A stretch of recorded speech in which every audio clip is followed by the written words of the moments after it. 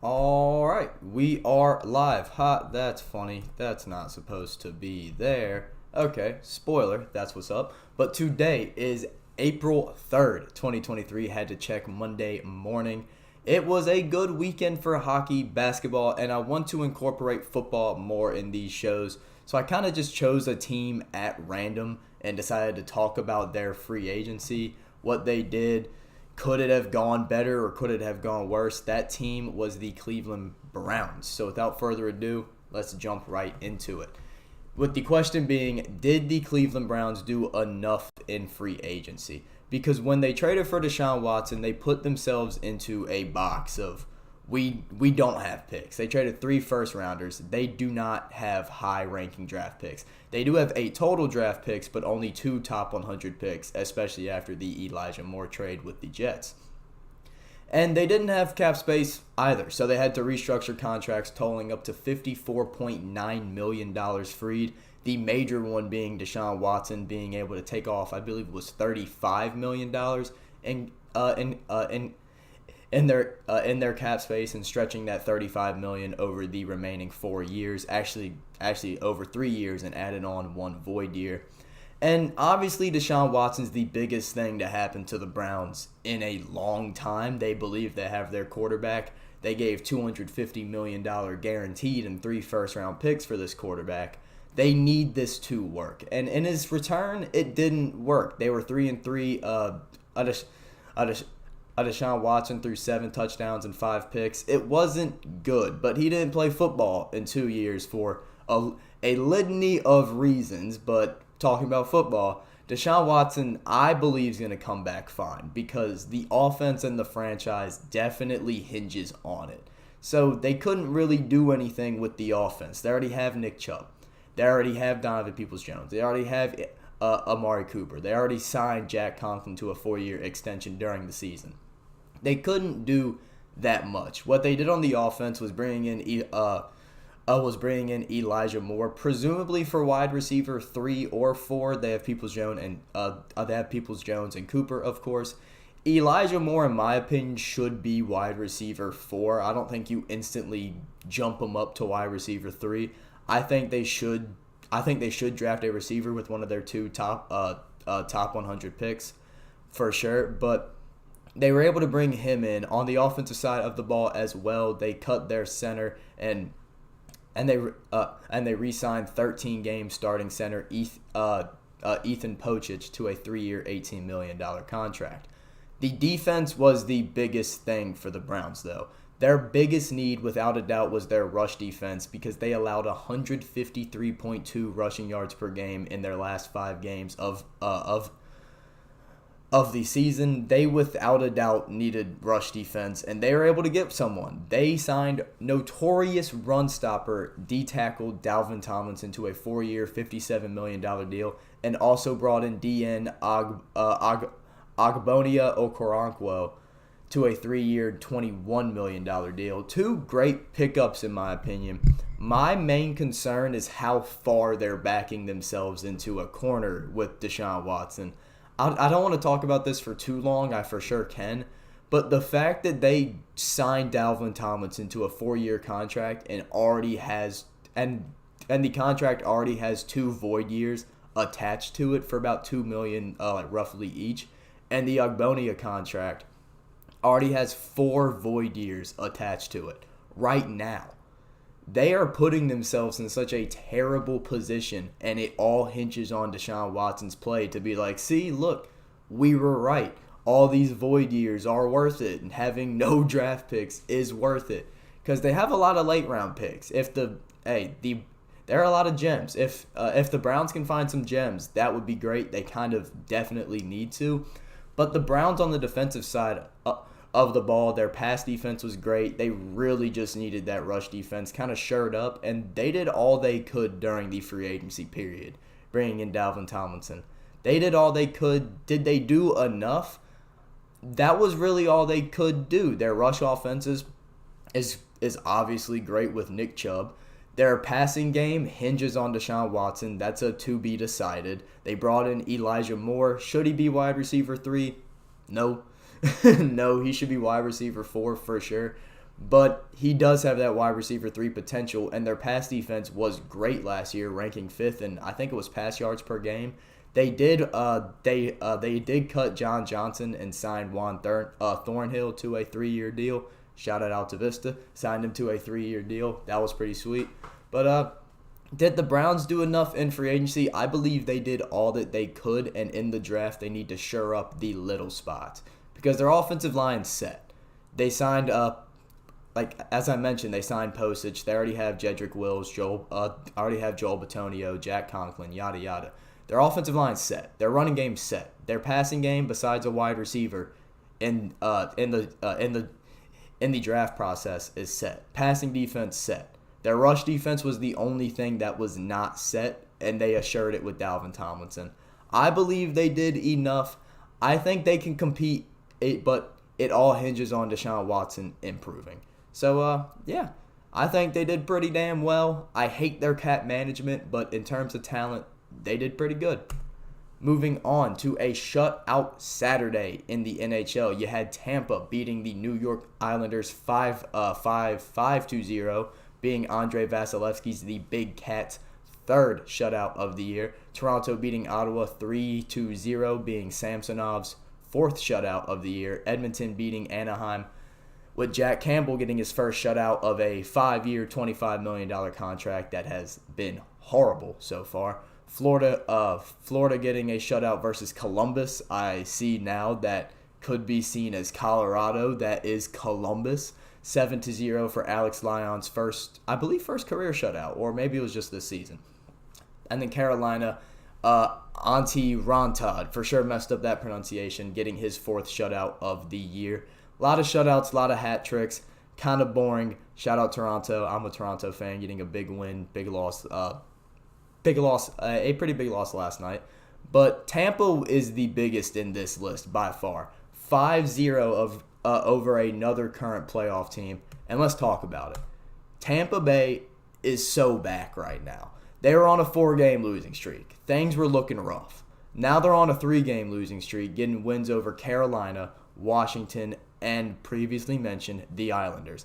And the total score during those 3 games over 3 pretty damn good teams is 14-1.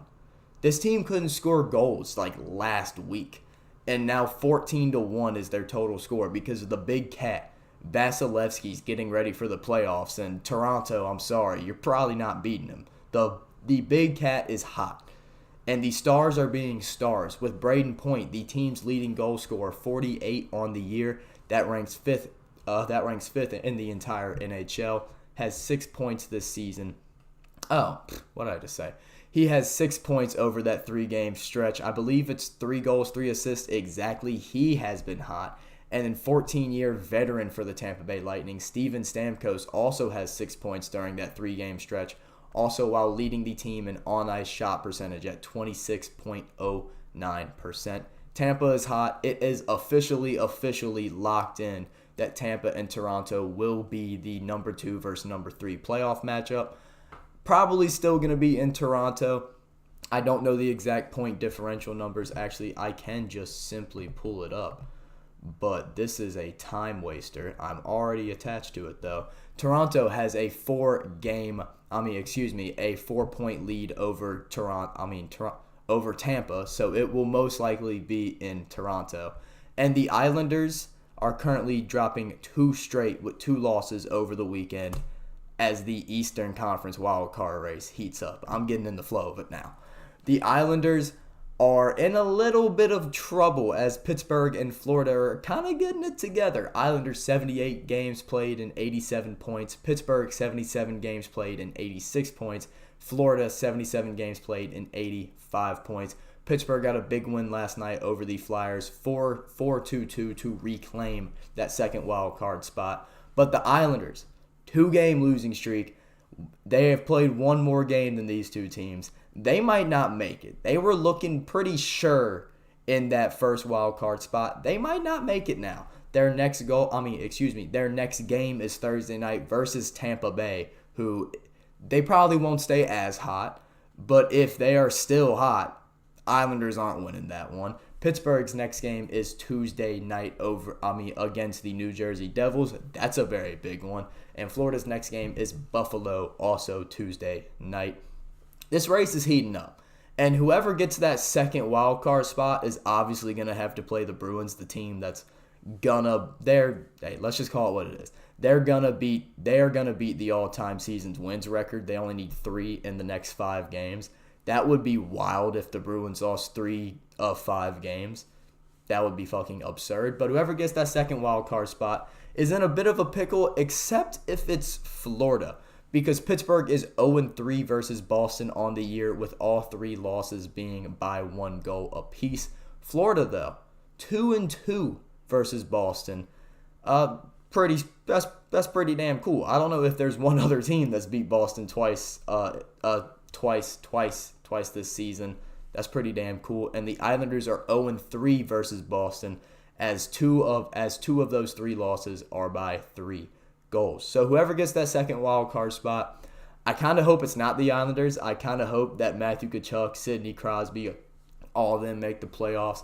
But it would be sweet if Ilya Sorokin did some wild shit for New York. That'd be sweet. But yeah, moving on to some future NHL players. The best NHL prospect right now, Connor Bedard. I've been wanting to do this segment for a while, but I keep forgetting. So Connor Bedard watch. A lot of teams are losing a lot of hockey games right now. Columbus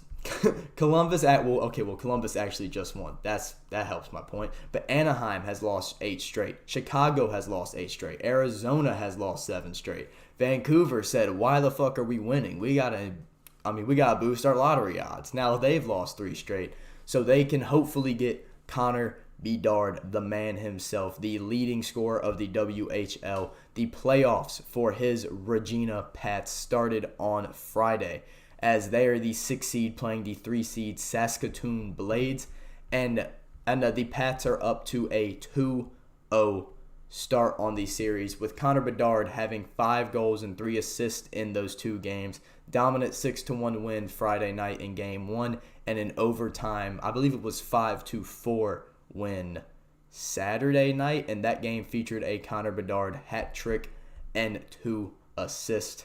That's fucking wild. The Blackhawks, the Ducks, the Blue Jackets, they all forgot that they have to lose for this guy.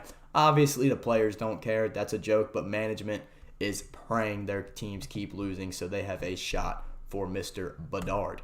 Moving on to NBA talk. I usually don't talk about the NBA because it's always about the Lakers on ESPN, and I'm a Lakers fan, so it's kind of sweet for the first month, and then I get kind of bored of it. But now it makes sense why to talk about them, because the Lakers have won 6 of 7 with Anthony Davis putting up absurd numbers, and the Pelicans winning 7 of 8 with Brandon Ingram putting up absurd numbers. Though absurd, those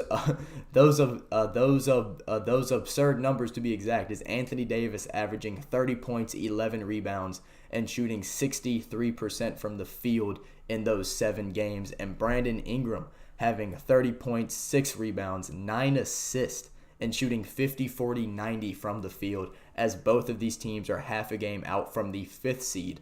No, excuse me, I believe from the 4th seed. Maybe it's 5th seed. But the Warriors, Pelicans, Lakers, and Clippers, not in that order, I just did it based off what I could remember, are all battling right now for that 5th seed. Who do I think will get it? I don't know. I haven't watched a lot of basketball this year, but Anthony Davis is hot. Anthony Davis is hot. The Lakers have been playing some relatively easy teams. Admittedly, I did not look at who the Pelicans have been playing. The Lakers have been playing some relatively easy teams, but the Lakers are also once considered a pretty easy team, and now they got LeBron back. LeBron's got to heat up. Anthony Davis is hot, scoring over 35 points 4 times during these 7 games. I don't know. I don't know how the playoffs are going to shake out. But I do believe I know who the one team that's going to be left out of it is, and that team is the Dallas Mavericks, as they are surging down.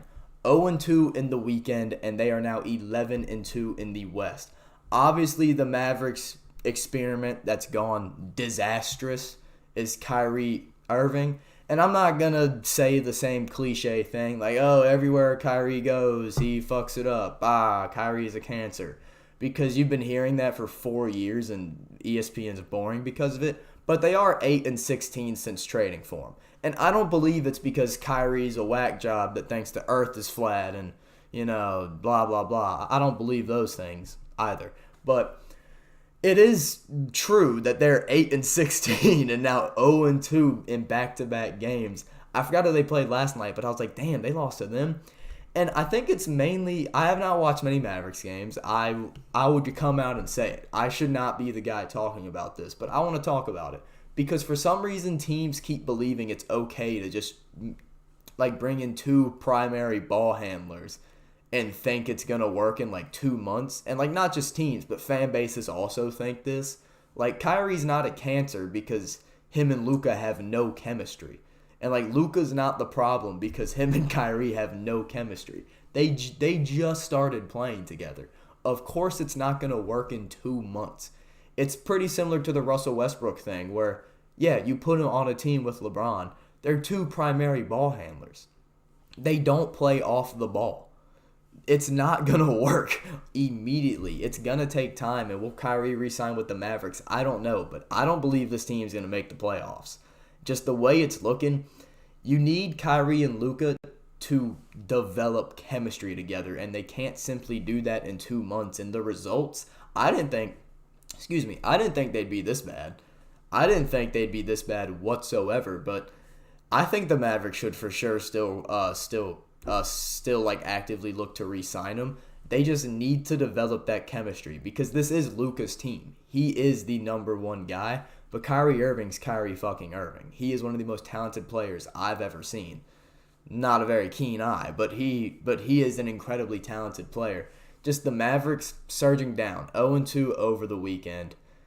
They need to develop chemistry. And when you trade for someone at the trade deadline that's a primary ball handler, when you already have a primary ball handler, yeah, it's not going to work. But when you trade for one of the most seamless players in NBA history, you get 6-0 since okay, that's not right. It's not 6-0 since adding Kevin Durant. It's 6-0 since adding Kevin Durant when he plays. Because they are 6-0 with KD in the lineup. The Suns super team traded for one of the most seamless players in NBA history, Kevin Durant.